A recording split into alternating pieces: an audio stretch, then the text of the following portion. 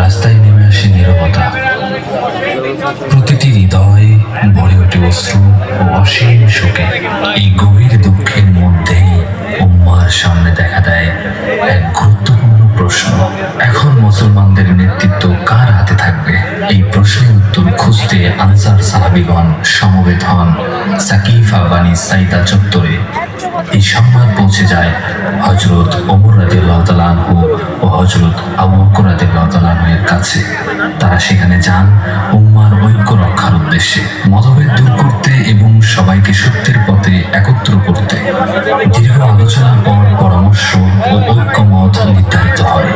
হযরত আবু বকর রাদিয়াল্লাহু তাআলা আনহু হবেন ইসলামের প্রথম খলিফা। দেখা যাচ্ছে না এখানে কিছু। দেখে নিন সেই ঐতিহাসিক মুহূর্ত কিভাবে ঘটেছিল। আজকের যুগে নেতৃত্ব পেলে হে নবী সাহাবী ওমর, আনসারী ভাইরা কি করছে আপনি জানেন? কি হয়ে গেছে আগে সেটা তো বলো। তারা সাকিব ও বনু সাইদা চত্বরে খলিফা নির্বাচনের জন্য একত্রিত হয়েছে।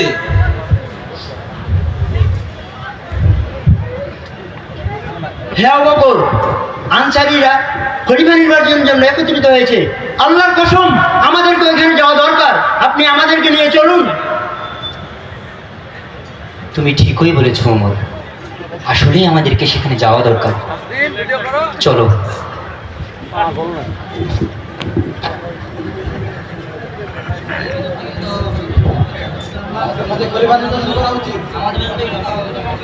আমাদের মাঝে অনেক জ্ঞানী ব্যক্তি রয়েছে। শুনেন, আমাদের মাঝে অনেক জ্ঞানী ব্যক্তি রয়েছে। আমাদের মাঝে খলিফা নির্বাচন করা দরকার। আমাদের মধ্যে খলিফা নির্বাচন করা দরকার।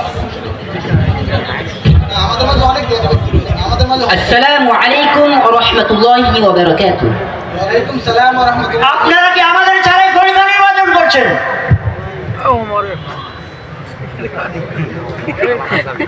আশহাদু আল্লা ইলাহা ইল্লাল্লাহু ওয়াহদাহু লা শারীকা লাহু ওয়া আশহাদু আন্না মুহাম্মাদান আবদুহু ওয়া রাসূলুহু।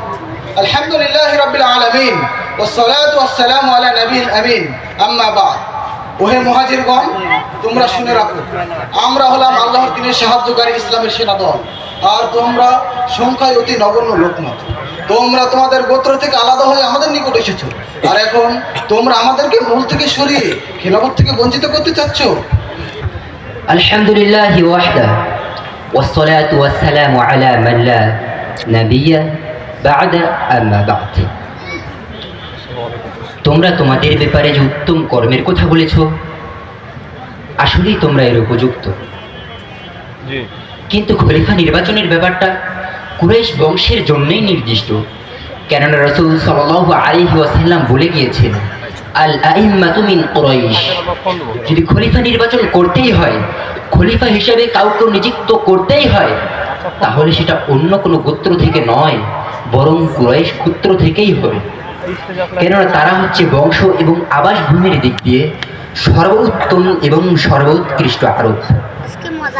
আর হ্যাঁ, আজ আমি তোমাদের জন্য খলিফা হিসাবে আবু উবাদা ইবনে জাররাহ এবং উমর ইবনে খাত্তাবকে মনোনয়ন করলাম। আমি চাই যে এই দুইজনের মধ্য হতে যে কোনো একজনের হাতে তোমরা বায়াত গ্রহণ করবে। ওয়াল্লাহি আল্লাহর কসম, যে জাতির মধ্যে আবু বকর আছেন, সে জাতির ওপর আমি শাসক নিযুক্ত হবার চেয়ে এটাই শিও যে আমাকে পেশ করে আমার ধার ভেঙে ফেলা হবে, ফলে তো আমাকে আর কোনো পাপ কাজের কাছে নিয়ে যেতে পারবে না। হে আল্লাহ, আমার আত্মা আমার মৃত্যুর সময় এমন কিছু আকাঙ্ক্ষা করতে পারে যা আমি এখন পাচ্ছি না। আমি হাব্বাব ইবনে মুনজির বলছি, আমি এই জাতির অভিজ্ঞ ও বংশগত সম্ভ্রান্ত। হে কুরাইশগণ, তোমাদের মধ্যে থেকে হবে এক আমির, আমাদের মধ্যে থেকে হবে এক আমির।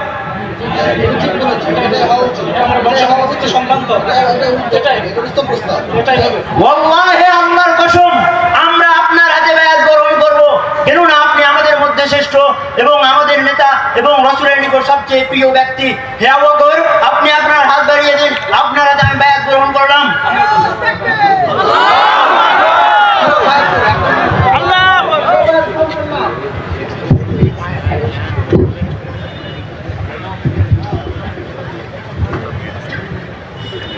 আসসালামু আলাইকুম ওয়া রাহমাতুল্লাহি ওয়া বারাকাতুহু। হে লোক সকল, আমাকে তোমাদের উপরে আমির নিযুক্ত করা হয়েছে, অথচ আমি তোমাদের মধ্যে শ্রেষ্ঠ নই। আমি যদি ভালো কিছু করি তাহলে তোমরা আমাকে সহযোগিতা করবে, আর আমি যদি খারাপ অথবা ভুল কিছু করি তাহলে তোমরা আমাকে তা সংশোধন করিয়ে দিবে। আর মনে রেখো, সত্যবাদিতা হচ্ছে আমানত, আর মিথ্যাচার হলো খেয়ানত। তোমাদের মধ্যে যে ব্যক্তি দুর্বল সে আমার কাছে শক্তিশালী ততক্ষণ পর্যন্ত যতক্ষণ আমি তার হক আদায় করে দিব ইনশাআল্লাহ। তোমাদের মধ্যে যে ব্যক্তি শক্তিশালী সে আমার কাছে দুর্বল ততক্ষণ পর্যন্ত যতক্ষণ না আমি তার কাছ থেকে হক আদায় করে নিব ইনশাআল্লাহ। পরিশেষে আমি বলতে চাই, তোমরা আমার ততদিন পর্যন্ত আনুগত্য করবে যতদিন আমি আল্লাহ এবং তার রসুল সাল্লাল্লাহু আলাইহি ওয়াসাল্লামের আনুগত্য করব। আর আমি যদি আল্লাহ এবং তার রসুল সাল্লাল্লাহু আলাইহি ওয়াসাল্লামের অবাধ্য হই তাহলে আমার আনুগত্য করাটা তোমাদের উপর বাধ্যতামূলক নয়। আসসালামু আলাইকুম ওয়া রাহমাতুল্লাহ। এমন সময় তার সঙ্গে দেখা হয় হযরত ওমর রাদিয়াল্লাহু তাআলা আনহু ও হযরত আবু উবাইদা রাদিয়াল্লাহু তাআলা আনহু এর। চলুন দেখে নিই সেই অনন্য দৃশ্য। না, ওই যে অভিনয়ের মতো ইয়ে হইতেছে কি জানি, নবীর আমলের জিনিস। আসসালামু আলাইকুম ওয়া রাহমাতুল্লাহ। বয়ে থাকি সারাদিন। ওয়ালাইকুম আসসালাম ওয়া রাহমাতুল্লাহ। হে আমিরুল মুমিনিন, আপনি কোথায় যাচ্ছেন? রাখলাম রাখলাম আমি তো বাজারে যাচ্ছিলাম। বাজারে? এই যে রাখলাম। আপনি তো মুসলিমদের দায়িত্ব গ্রহণ করেছেন, আপনি তো আমাদের নেতা, তাহলে এখন কেন এটা করছেন? আরে আমি যদি বাজারে নাই যাই তাহলে আমার পরিবার খাবে কোথা থেকে? আল্লাহ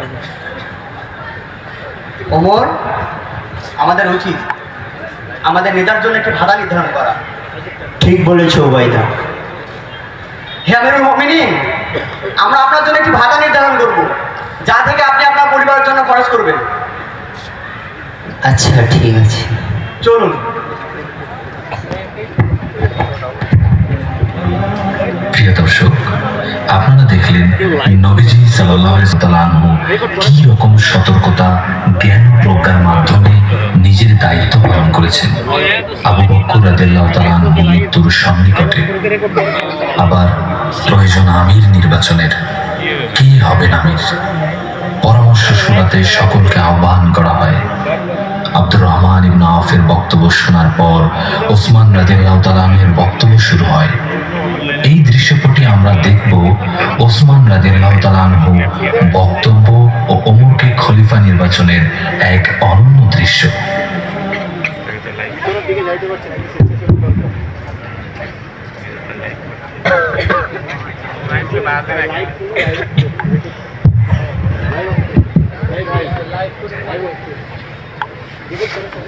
হে উসমান,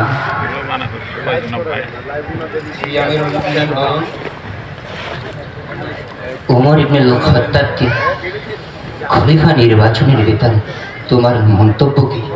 হে আমিরুল মুমিনিন, আমি জানি ওমরের বাহিরের অবস্থার থেকে তার ভেতরের অবস্থা উত্তম, আর আমাদের মধ্যে তার সমকক্ষ আর কেউ নেই।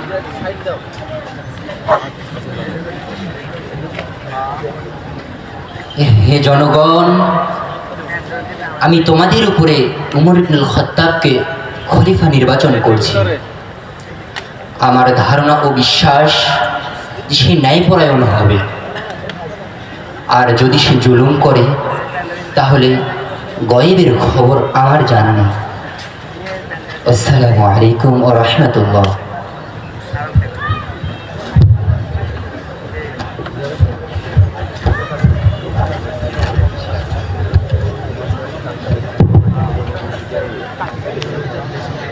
চতুর্থ ও শেষ দৃশ্যপট। এইভাবেই ন্যায়পরায়ণতা, দুনিয়া বিমুখতা ও ত্যাগের মাধ্যমে হযরত আবু বকর রাদিয়াল্লাহু তাআলা আনহু তার খেলাফতের দায়িত্ব সম্পূর্ণ করেন এবং পরবর্তী খলিফা হিসেবে মনোনীত করেন হযরত ওমর ইবনুল খাত্তাব রাদিয়াল্লাহু তাআলা আনহুকে। তিনি তার নেতৃত্বে ইসলামের পতাকা উড়িয়ে দেন অর্ধ পৃথিবীর বুকে। হঠাৎ একদিন ঘটে যায় এক বেদনাদায়ক ঘটনা। আবু লুলুয়া নামক একজন মাজুসি ব্যক্তি ফজরের সালাতরত অবস্থায় আমিরুল মুমিনিন হযরত ওমর রাদিয়াল্লাহু তাআলা আনহুর উপর আক্রমণ করে, তাকে গুরুতর আহত করে। মৃত্যুর দ্বার প্রান্তে দাঁড়িয়ে তিনি কি বলেছিলেন, আবার কিভাবেই বা তার পরের খলিফা নির্বাচন করেছিলেন, চলুন দেখে নেই সেই হৃদয় বিদারক শিক্ষণীয় মুহূর্ত। আমিরুল মুমিনিন চোখ খুলেছেন, আলহামদুলিল্লাহ। লোকেরা কি সালাত আদায় করেছে? জি আমিরুল মুমিনিন, লোকেরা সালাত আদায় করেছে। যে ব্যক্তি সালাত ত্যাগ করে তার তো ইসলামে কোনো কিছুই নেই। ইবনে আব্বাস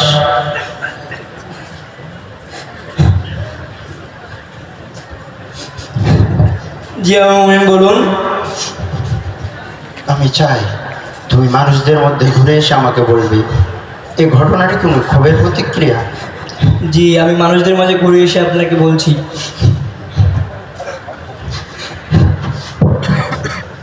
আর আর আর আমাকে যে আক্রমণ করেছে তার ব্যাপারে তোমরা তাড়াহুড়া করিও না। হে আমিরুল মুমিনিন, সে তো আত্মহত্যা করেছে। ইন্না লিল্লাহ। সে ছিল আবু লুলুয়া আল মাজুসি। আল্লাহু আকবার। আল্লাহ এমন কাউকে আমার আক্রমণ হত্যাকারী করেছেন যে কখনো আল্লাহর উদ্দেশ্যে সিজদা করেননি।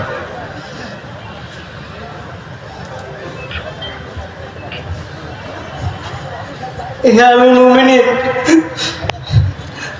আমি মসজিদ ঘুরে ঘুরে যখন মানুষদেরকে দেখছিলাম তখন তাদের মাঝে আপনার জন্য শুধু কান্নাই পেয়েছি।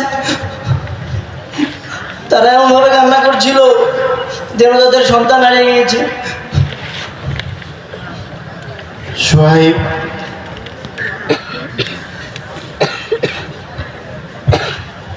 জি আমিরুল মুমিনিন।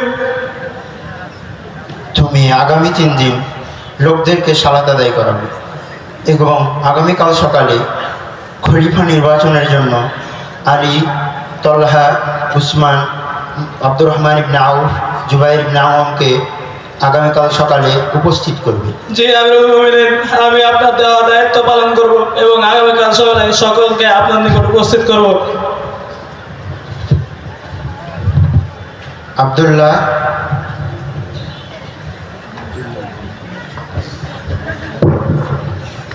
জি আমিরুল মুমিনিন। তুমি উম্মুল মুমিনিন আয়েশা রাদিয়াল্লাহুর কাছে যাবে এবং বলবে যে উমর ইবনে খাত্তাব অনুমতি চেয়েছেন তার সঙ্গী সাথীদের সাথে থাকতে চান। তুমি বলিও না যে আমিরুল মুমিনিন উমর বলেছে। জি আমিরুল মুমিনিন, আমি অনুমতি নিয়ে আসবো।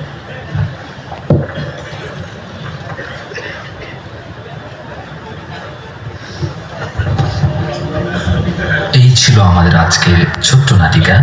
এই নাটিকার প্রতিটি দৃশ্য আমাদের শেখায় নেতৃত্ব মানে দায়িত্ব, ক্ষমতা মানে আমানত, আর ঐক্য মানে উম্মার শক্তি। আল্লাহ তাআলা যেন আমাদেরকেও সেই সাহাবীদের মতো ঈমান, ত্যাগ ও আমানতের পথে চলার তৌফিক দান করেন। আমিন।